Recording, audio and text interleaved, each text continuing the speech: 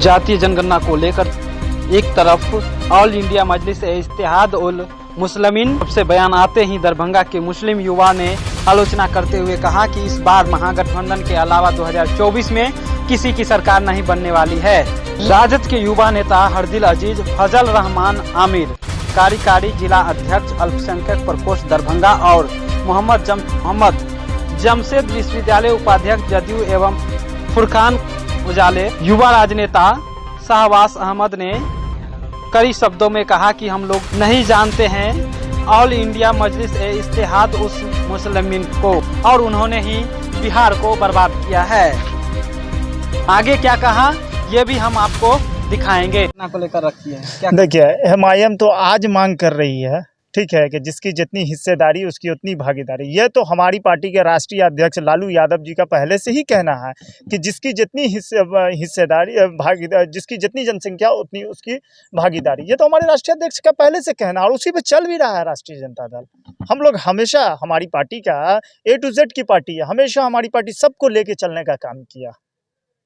और एक मांग और है कि उप मुख्यमंत्री जो है माइनॉरिटी से बनाया जाए, ये कैसा मांग है और इस पे क्या आपका विचार है? देखिए राष्ट्रीय जनता दल तो हमेशा आपको अभी आप MLC देख लीजिए, 2 MLC आपके हैं, ठीक है, फारूक भाई हैं, कारी शोएब साहब हैं। राज्यसभा में चले जाइएगा तो राज्यसभा आप देखिए डॉक्टर अशफाक करीम साहब हैं और डॉक्टर फैयाज साहब हैं, पूर्व विधायक फैयाज साहब हैं।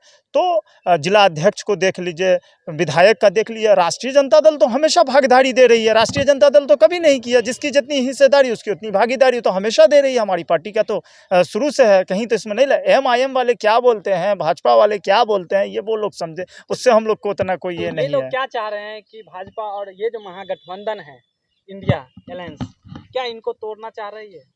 अब ये तो कोई ये हवा नहीं है कि फूंक मार देने से टूट जाएगा। ये इंडिया गठबंधन मजबूत है, 40 का 40, और बिहार में भी सरकार बनाएंगे और लोकसभा में भी हम लोग अपना बनाएंगे। बिहार के युवा क्या चाह रहे हैं जातीय जनगणना को लेकर, क्या मांग? बिहार की जातीय जनगणना को लेकर बिहार के युवा खुश है। ये सब हम लोग सब भाई हैं। एक ये संवैधानिक ये होना था, ये जातीय जनगणना होना चाहिए। कम से कम ये साफ क्लियर हो गया किस जाति कितने लोग हैं। हम सब भाई हैं, कोई जाति कुछ नहीं, सब इंडियन, सब भाई हम लोग।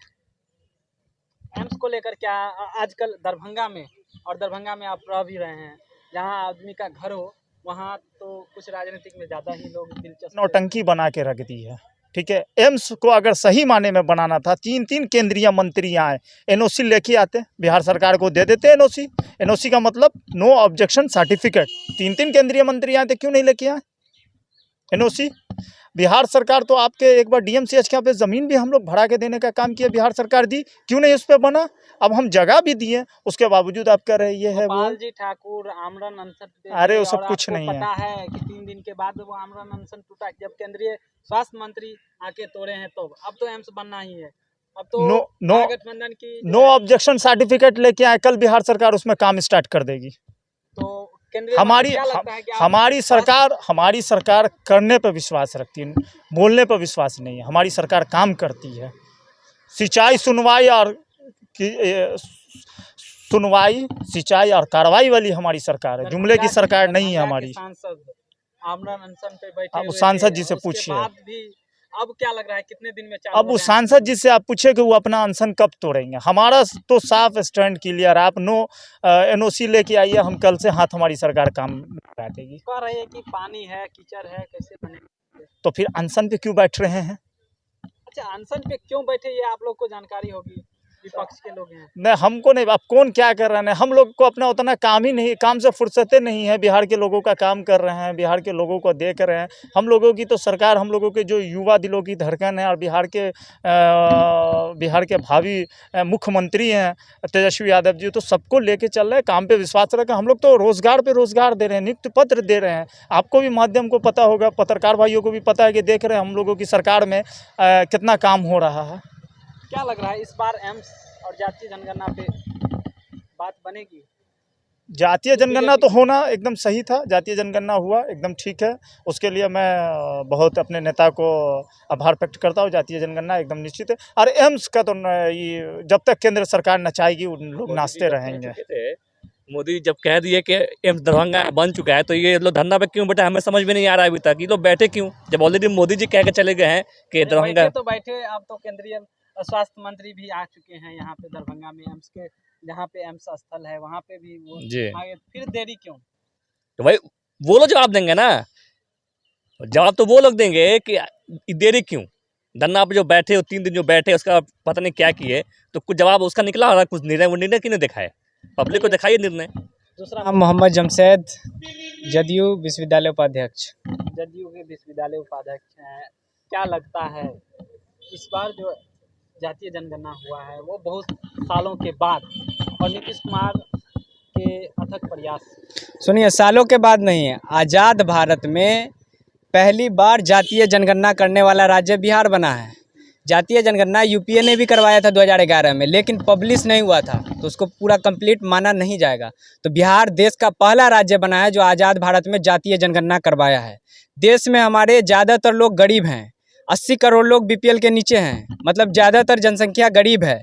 उसके लिए आंकड़ा का पता होना बहुत ज़्यादा ज़रूरी है अगर आप उनका विकास करना चाहते हैं तो नीतीश कुमार एक अनुभवी मुख्यमंत्री हैं, 18 साल से मुख्यमंत्री हैं बिहार के। उनके साथ तेजस्वी यादव का सहयोग भी है, तभी सत्ता में है दोनों आदमी, सहयोग से ही अलायंस का ही सरकार है बिहार में।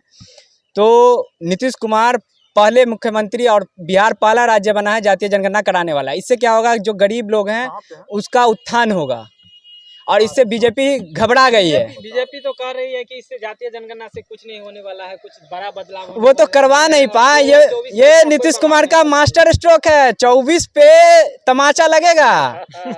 ये मास्टर स्ट्रोक है नीतीश कुमार का।